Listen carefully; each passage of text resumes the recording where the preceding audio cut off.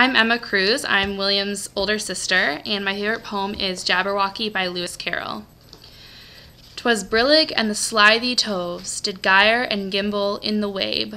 All mimsy were the borogoves, and the momes raths outgrabe.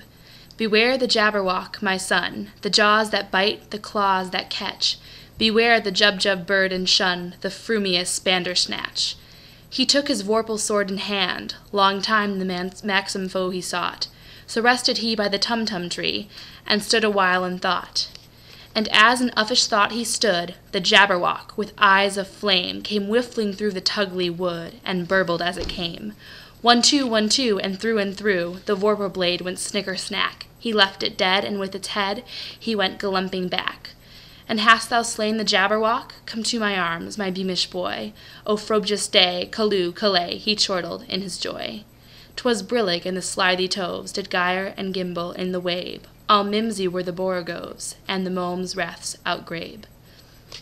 I really like this poem because I feel like it has a lot of musical elements that I don't feel like are emphasized that much in poetry. Normally people don't really listen for the musical aspects of poems, and I feel like since so many words are made up in this poem, you really have to focus on the sound of the word as opposed to what the word means.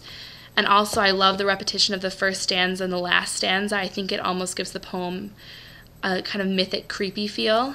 And I also think it's interesting that several of these words, which Lewis Carroll totally made up as a part of this poem, which was in Alice in Wonderland and Through the Looking Glass, that are now part of our vocabulary. So chortled, Lewis Carroll made up as the combination of chuckle and snort, and now it's in our vocabulary, even though he completely pulled it out of his head. So you can invent a word.